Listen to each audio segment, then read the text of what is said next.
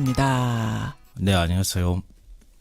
제가 오늘 들어오시는데 네. 어떤 가방을 들고 오시나 잠깐 봤어요. 네, 주말 사이에 남자분들 사이에서는 가방 어떤 거 들었어? 이게 네 맞아요.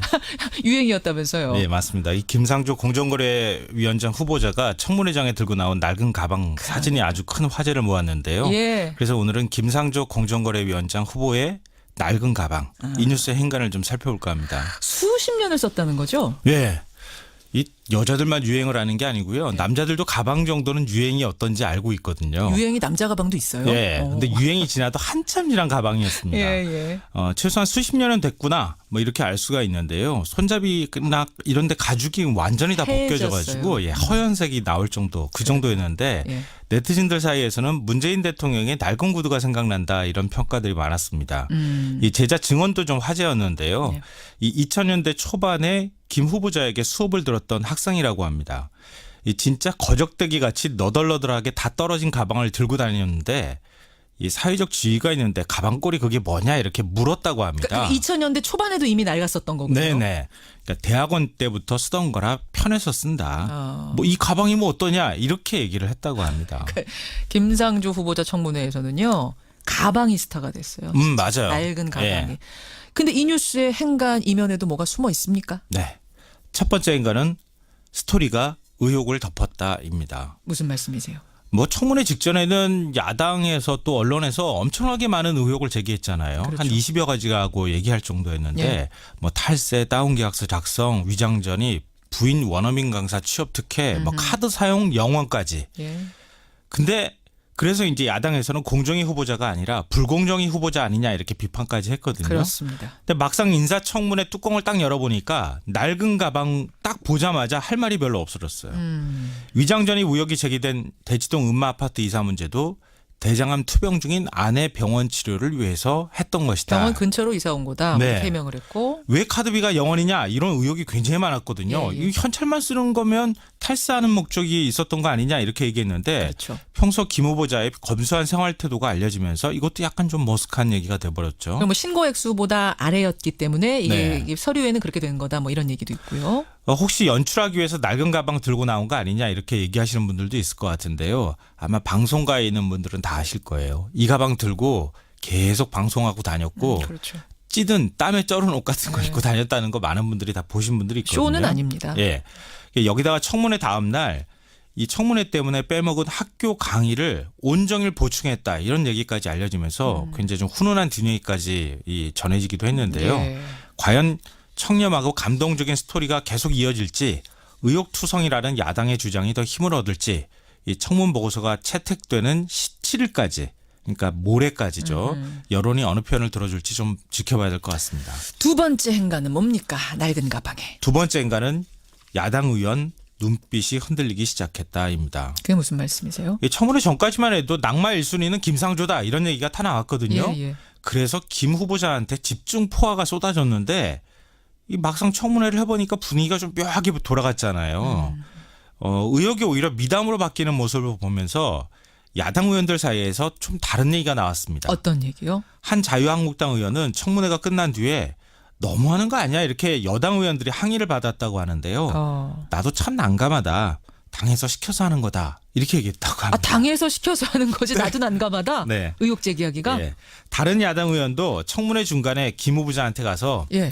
뭐 개인적으로 좀 미안합니다. 이런 얘기를 또 하기도 했다고 그래요. 합니다. 예. 캐스팅 보트를 쥐고 있는 국민의당 분위기도 뭔가 좀 묘하게 돌아가는데요. 시정일관 부적격이다 이런 논평을 내왔거든요. 지금 공식적으로는 부적격이잖아요. 네. 야당들. 그런데 당내 중진인 박지원, 천정배, 김성식 의원은 SNS에 이거 적격이다. 개인적으로 이렇게 밝혔습니다. 적격이다? 예. 그러니까 흔들리는 야당 의원들의 눈빛이 청문 보고서 채택으로 이어질지 이것도 지켜봐야 될 것 같습니다. 그러니까 자유한국당은 지금 부적격이고 심지어 국회 일정을 보이콧하겠다. 보이콧하겠다는 임명 얘기도 강행하면 그렇게 네. 강수지만 국민의당은 오늘 의원총회 열리죠. 네네. 오늘 어떤 최종 얘기가 여부 나올지 결정한답니다. 여기가 결국 캐스팅 보트를 또 쥐고 있는 셈이네요. 네, 맞아요. 김상조 후보자의 낡은 가방 마지막 행간은 뭡니까? 마지막 세 번째 인간은 임명될 가능성이 크다입니다. 크다고 보세요. 네. 뭐 김상조 후보자는 단순한 재벌 개혁의 전도사가 아니고요. 문재인 대통령이 제1순위 공약으로 내세웠던 제이노믹스, 예. 소득 주도 성장, 이 경제 공약을 상징하는 인물입니다. 야당은 뭐 물론 반대하겠지만 여당은 이미 적격이다 이렇게 판단을 내렸거든요. 이 정도면 해명됐다. 네.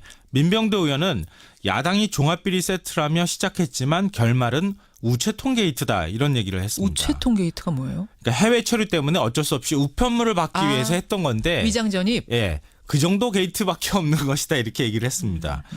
뭐 이런 분위기 보면 그냥 임명을 강행할 가능성이 굉장히 높은데요. 왜냐하면 장관은 청문 보고서 채택하지 않아도 대통령 임명 강행할 수 있으니까요. 인준 잔설사 필요 없습니다. 예. 국회.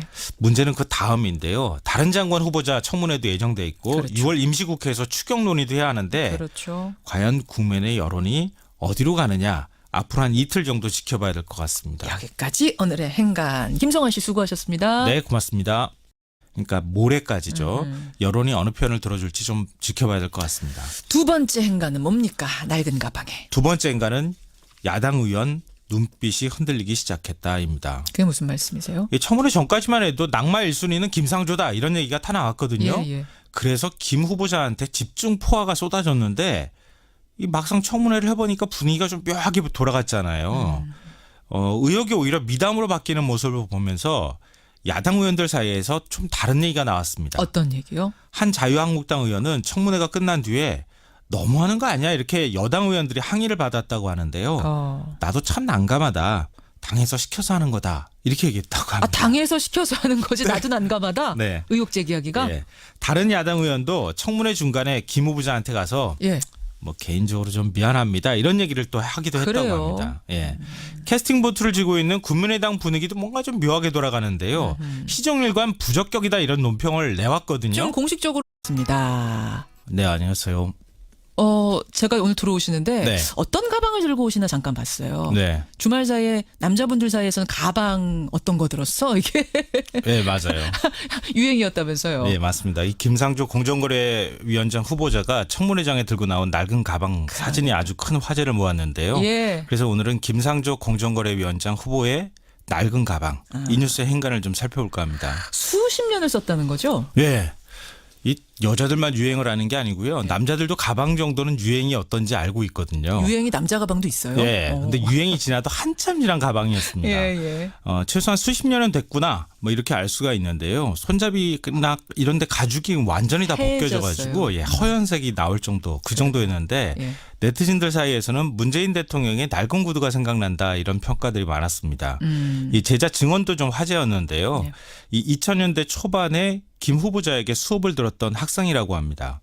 이 진짜 아파트 이사 문제도 대장암 투병 중인 아내 병원 치료를 위해서 했던 것이다. 병원 근처로 이사 온 거다. 네. 해명을 했고. 왜 카드비가 0원이냐 이런 의혹이 굉장히 많았거든요. 예. 이 현찰만 쓰는 거면 탈세하는 목적이 있었던 거 아니냐 이렇게 얘기했는데 그렇죠. 평소 김 후보자의 검소한 생활 태도가 알려지면서 이것도 약간 좀 머쓱한 얘기가 돼버렸죠. 뭐 신고 액수보다 아래였기 때문에 네. 이게 서류에는 그렇게 된 거다. 뭐 이런 얘기도 있고요. 혹시 연출하기 위해서 낡은 가방 들고 나온 거 아니냐 이렇게 얘기하시는 분들도 있을 것 같은데요. 아마 방송가에 있는 분들은 다 아실 거예요. 이 가방 들고 계속 방송하고 다녔고 그렇죠.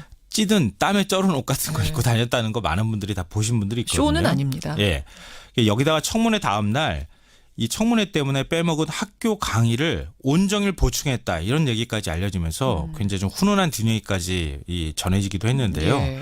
과연 청렴하고 감동적인 스토리가 계속 이어질지 의혹투성이라는 야당의 주장이 더 힘을 얻을지 이 청문 보고서가 채택되는 17일까지 거적대기 같이 너덜너덜하게 다 떨어진 가방을 들고 다녔는데 이 사회적 지위가 있는데 가방꼴이 그게 뭐냐 이렇게 물었다고 합니다. 그러니까 2000년대 초반에도 이미 낡았었던 거군요. 네네.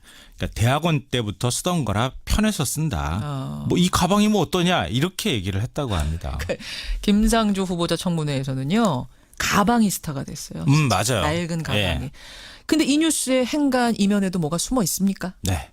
첫 번째 인간은 스토리가 의혹을 덮었다입니다. 무슨 말씀이세요?